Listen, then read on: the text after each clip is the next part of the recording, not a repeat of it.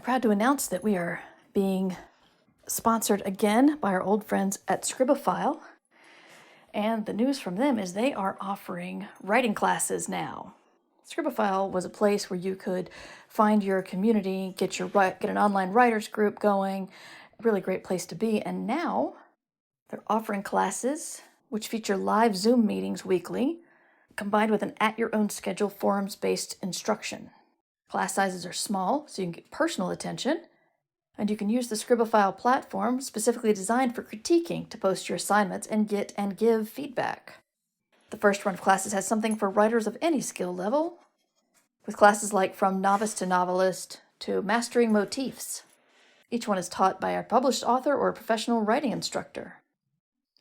Since even before the pandemic shut everything down, I think a lot of people have been asking how to find a writers group that fits them. Now more than ever, it's good to find a place online that's curated to help you run a writers group. So I think Scribophile is a great place to do that. So please check them out. You can find their first run of classes at scribophile.com/writing-classes, and the link will be in the show notes. So in one of my more clever episode titles, we're going to be discussing the similarities between green M&Ms and adverbs today on I Should Be Writing Season 19, Episode 8. But I should be writing. I should be working on my craft. I should be writing. I should be submitting my next draft, but I'm sitting home watching Doctor Who. And hi there, everyone. Welcome to I Should Be Writing. This is a podcast for wannabe fiction writers. My name is Mer Lafferty, and I have been podcasting for over 18 years and writing professionally since, I guess, for about 10 years now. Going on 10 years. And I like to use this podcast to talk about all the things we put in our own way when we're trying to build a writing career. And to tell you guys, A, you're not alone, and B, you can move past stuff. That's what I like to do. We do the show live on Twitch on Thursdays. We do a special, more chatty version on Tuesdays, but that doesn't go out to the regular podcast feed. And then I do another show that's distraction-free, pre-recorded, can't really come up with the name yet, but it's done without the live stream that goes into the feed. So you can find all of this at merverse.com or patreon.com/mightymer. I've been trying to get ready for BossCon, and I've been doing podcasty things and working on my novella. I'm about 2,800 words in. I got a lot of words done the first day. The second day, I did not, but I did some editing on the first one. I find that I'm just too nice. I would really like to be meaner in my rough drafts. I'm working on that. But yeah, work proceeds on the novella. I'm going to be reading a lot, hopefully, on the trip to BossCon, because I need to prepare. We're going to be bringing author interviews back next month. And I'm excited. We're going to have Kat Howard and ISBW, to name two. And those are coming up. We're probably going to have Fonda Lee and Stina Light, so very excited about those. But for now, you just get me. Let's go for the good news. I have no good news except for I'm going to BossCon. I'm looking forward to it. If you are going to BossCon, I have a reading tomorrow night at 6 p.m. I don't know how many people will be there because it's Friday night at 6 p.m. So, yeah. If you're in the area, please come.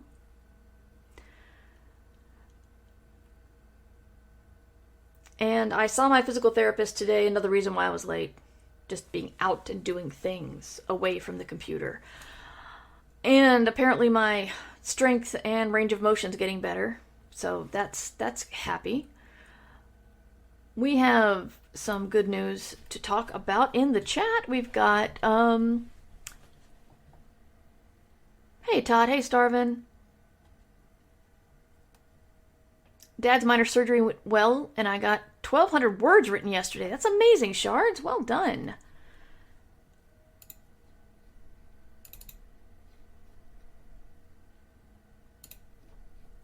Hang on, I have to find something. Okay, sorry.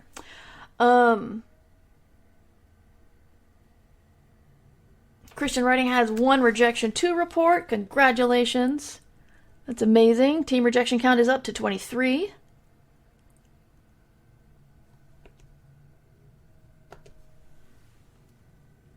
And, what do we got?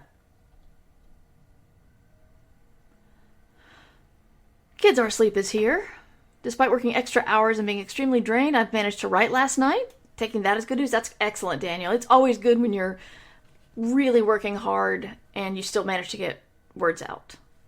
But my previous episode, which will go up probably after I finish doing this one, I talk about a new way of looking at writer's block, or just being too tired to write, or not knowing what to write, or whatever. So be sure to give that one a listen. Shauna has had no accidents this week. Great. Underpope finished a bunch of major projects at work. That's fantastic. Sold a poem to a prozine. That's amazing. That's that gets the new, hey, awesome, I got a new story or poem accepted button. We got that going on. Congratulations, Gwen.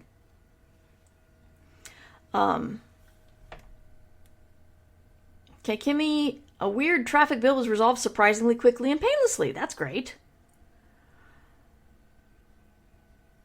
Jasmine has subscribed. Thank you, Jasmine. 22 months. Wow. Appreciate you and appreciate your presence in our community. And by the way, I don't say it very often, but I should say, if you're just listening and you're working, or you just don't feel like chatting, or you don't feel like becoming a member of Twitch to chat, that's cool. I'm glad you're here. I'm not expecting everybody to be super chatty. If you feel like it, great. If you don't, that's cool too. The Plish says, the feature article I am writing for a new client passed the first round with an editor. That's great. Give pup extra scratches from me. Yes, the pup. Oh, Lord. I'm trying to look at the positives here, because I knew that there would be no good news. Basically, it's like, there's bad news. We just have to identify what bad news it is with her various skin problems. And so we finally got an answer, and she has a staph infection that's incredibly resistant to antibiotics. So we're going on another path. So we're just trying to see the positives here, because I don't know. We have an answer, and that's good. Lurking but high in general niceties. Thank you, Primalina. Glad you're here. Oh, poor pup. Yes. Well, I mean, it's no worse than she was before. She just has itchy paws that get infected, and she's got a couple of other patches on her skin that are unhappy. But we have a path. We just has to wait till we get home from our trip to do it. But her legs are doing good. We're increasing her activity, forcing her to walk around a little bit more. But I guess that's good news. We're going to take it as good news. If you have any good news you would like to share, please show up at one of our live streams, twitch.tv/MightyMur, or you can email me, mightymur@gmail.com, and tell me your good news, whether it's rejections or acceptances, or just something good you want to crow about. I'm all about the good news. So let's please keep that going. So, this is one of those things that's been kind of knocking around my head for a while, because I don't like this rule in writing. And the rule is that adverbs are bad. And I think everyone's looking for that to quote the most irritating ad on the internet, one weird trick to fix something. We want that one weird trick. We want that magic bullet that'll get us published. And something that almost every writer who gives advice says is don't use adverbs. Get rid of all the adverbs. Write stronger. And I realized where I stood on it when I was looking at some of the self-help books that are just make your bed every morning. Make your bed every morning and things will grow from there. And I'm like, I really doubt it. And if I go through my manuscript and cut all the adverbs, it's not going to make it better.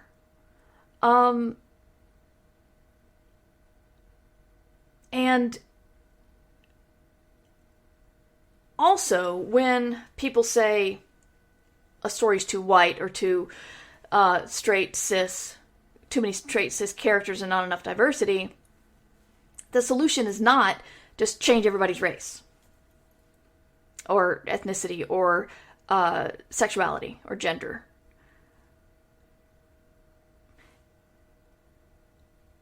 But nobody talks anymore about that. And that's what I want to do. So I meant to look this up, but as I said, my errands went a little long today and I didn't get a chance to look it up. So hopefully someone in chat can help me. I want to say it's Aerosmith who had the green M&M's writer in their contract. Aerosmith, Def Leppard, somebody around that time. Help me out. But whoever it was, they were first derided for being prima donnas in that they asked for a bowl of just green M&Ms or just brown. I don't know. Just basically one color of M&Ms had to be Van Halen. Thank you, CPO Parker. Great. It was Van Halen. They had to have a bowl of one color of M&Ms in their dressing room, their green room. Brown. No brown M&Ms. All brown or no brown. It doesn't matter. They were asking for a very specific thing for M&Ms. And, people thought it was stupid or that they were prima donnas. And then it came to be that to put on the kind of shows they wanted to put on, they needed a great deal of support on the stage and on the lighting. And they figured out that if the whatever color M&M's writer was not honored, they probably cut corners in other places too. And so the M&Ms were there as we read the contract and if we're honoring this stupid thing, you can bet we honored to make the stage strong enough for you and all your equipment.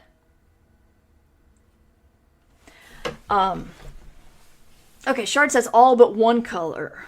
Okay. Well, they had to put those brown M&Ms somewhere, so let's say that went on to another band. Or maybe all the roadies. I don't know. And I tend to think the whole adverb and make your bed and have a diverse cast, those are more like the M&M's writer. Because if you go through your story and you cut all the adverbs, and let's say you put just a generic verb in there, you're not going to make your story better. What makes your story better is if you're going through and looking for your adverbs, you're studying the structure of the sentence. If you're actually really looking for it, and in studying the structure of the sentence, you're going to find out that it's weak. It's possible it's weak because of the adverb. It's possible it's weak because you use passive voice. It's possible you have a grammatical mistake in there. It's possible that you repeated, like I do, the same phrase 3 times on a page. They don't want you to... Cutting all the adverbs isn't the answer, but what the railing against the adverbs does is makes you look closely at your structure. And if you're going to see the adverbs, you're going to see the other problems. Same with a diverse cast. If you're looking into making your characters vary from different worlds, from different places, from different sexualities, genders, religions, whatever. That's going to have to radiate in your story and is going to change other things. So if you're taking the care to put in people who don't look like you, then the thinking goes. Of course, people are going to cut corners where they can or want to, but the thinking goes, that will make the story richer overall.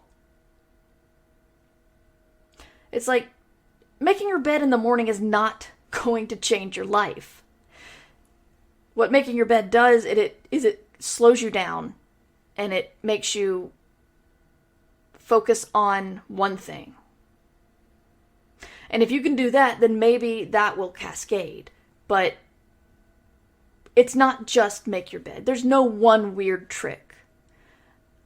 Like everything, it's going to take a little bit more work than that.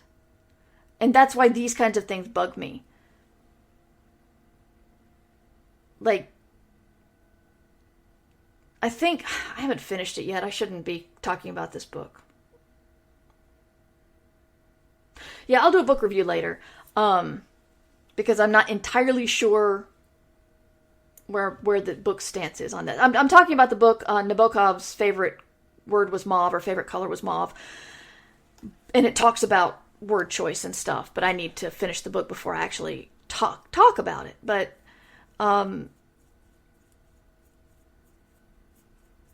like, if you actually follow the suggestion, good things should happen afterwards. But those good things are going to take time. You know, you can't just do a search for ly and change those words. You have to look at your sentences, your sentence structure. How better to save this thing when you just wrote, he ran swiftly. Just like it takes a little bit more work to please Van Halen than just give the right bowl of M&Ms.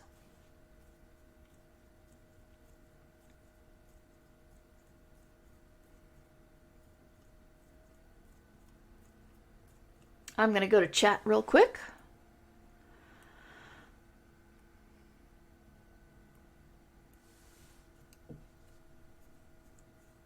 Ian says, I have a friend looking into self-publishing her book, nonfiction. She has gotten quotes from editors and isn't sure what the typical rates are. I don't actually know what rates are for nonfiction editing. Nonfiction requires a different kind of editing. Because her editing might include fact-checking, because nonfiction needs to be nonfiction. So I'm sorry I can't help you there, because I really don't know. And the only editor I know is specifically like a medical textbook editor. Oh, thank you. The Kids Are Asleep says theefa.org. Is that the -efa.org/rates is where you can find stuff. Preemie says, yeah, I like adverbs, but I like using more interesting verb too. Moved swiftly yet surreptitiously. Also works as scuttled. Yes. Sanderson loves things to be undulating. That lady in Scotland really likes Harry to say things dully. And I'm sorry, I'll bring it up every time somebody says Stephen King hates adverbs, because he came up with the adverb footlessly. About making your bed, Lee says, they now say you should wait half an hour to make your bed. Let things cool off so you don't provide the perfect environment for bed bugs. Well, yes, I didn't know. I wasn't saying that the make your bed right after you get out of it. I leave my bed unmade and spend that time cuddling the cat. That works too. Was that ululate or undulate? Okay, Sanderson says undulate. Underpope likes the word ululate. So it's a... I hate being the bearer of bad news and the cold water, because people do like to say, follow these rules, and you will succeed. And it's always going to be more work than that. And I don't use that word very often, but it's always going to be more work than that. So this is why we cheer for rejections, because if you worked hard enough to write a story and finish it and then send it out, that is an achievement in itself. Because there's so many of us who are just going, wait, I'm not supposed to use adverbs? Oh, well, I guess I'm a crappy writer.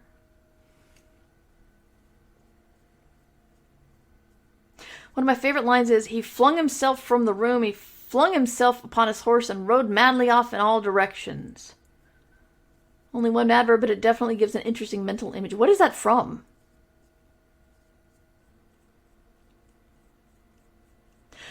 So when you hear any writing advice, see if you can figure out what they're really trying to tell you to do. They're not telling you not to use adverbs. They're telling you to go over your work carefully and check your sentence structure to see if you can edit it to be a stronger sentence. And that includes adverbs usage. It includes word repetition. It includes punctuation. It includes a lot more than just the adverbs.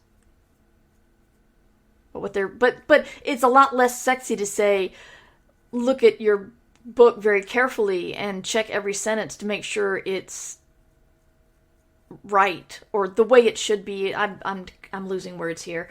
To make sure it's strong enough to fit your story the way you want it.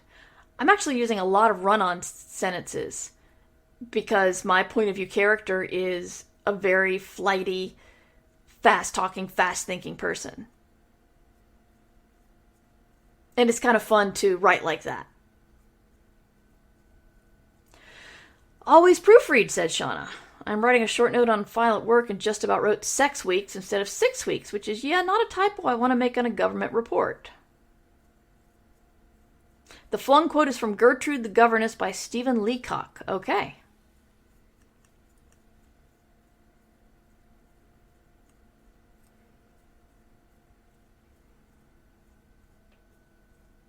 And there's some really good words out there that you don't want killed just from, a blanket rule. Like lugubrious. I first heard Douglas Adams use that word and I love it. I don't know if I'll ever find a way to use it, but I want to use lugubrious.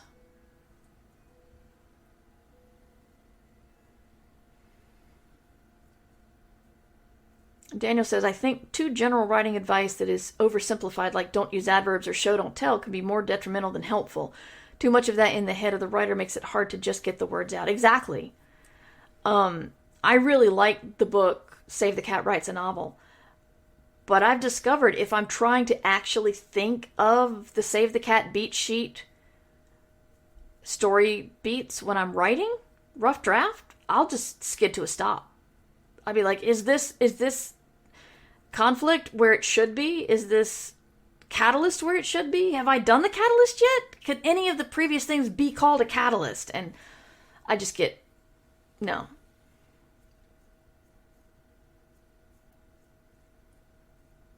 A lot of good writing practices come down to intentionality, doing things with purpose. Yes, kids are asleep.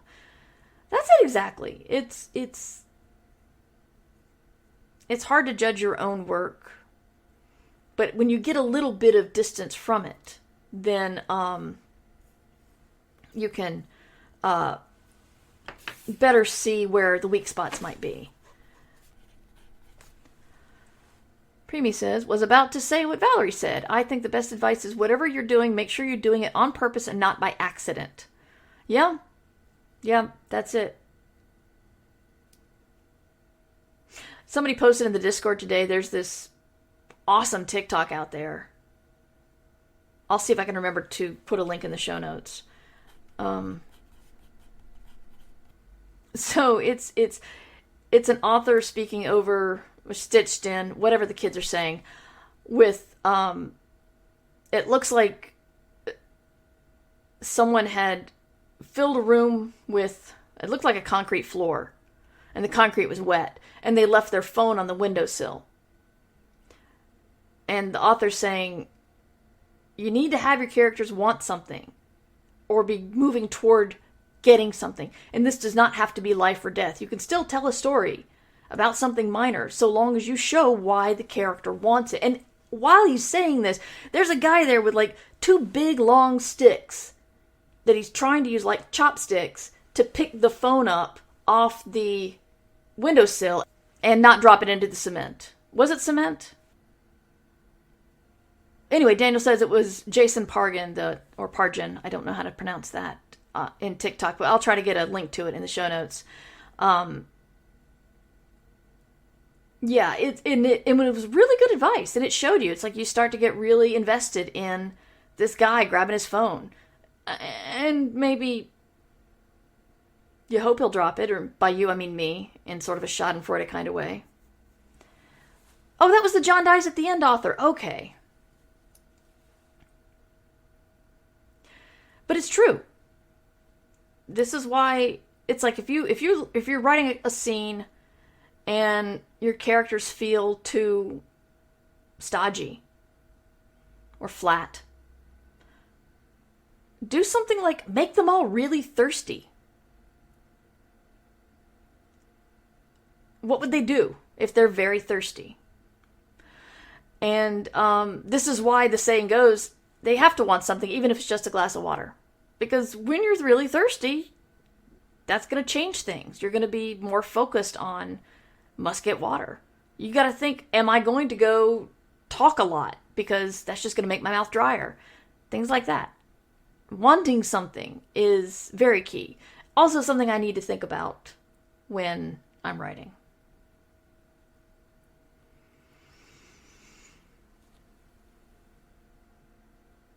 But I think I'm done for the regular part of the podcast. I'll be hanging out and talking a little bit more in the BarCon section.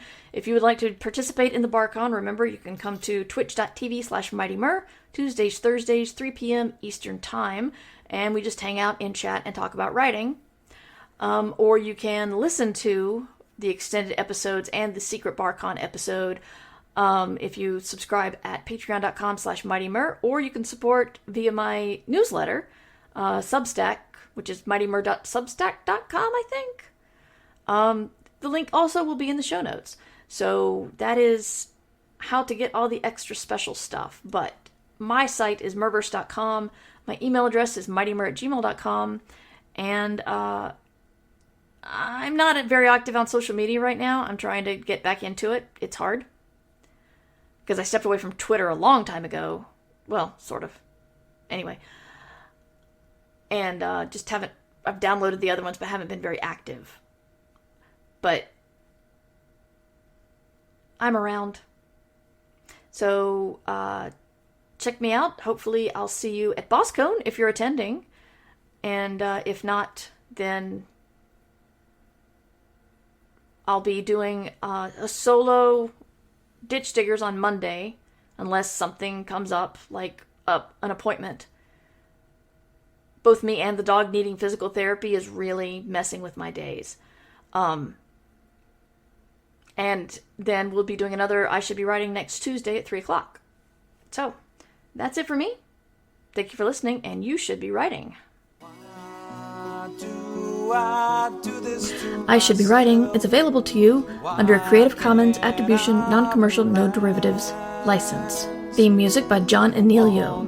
Art by Numbers Ninja. Production by Summer Brooks. And hosting by Libsyn. Find all of this information and more at murverse.com. And remember, we can't do this without you. Thanks for your support. Well, I should be writing. I should be working on my craft. I should be writing. I should be submitting my next draft. But I'm sitting home watching Doctor Who. Yeah, I'm sitting home watching Doctor Who.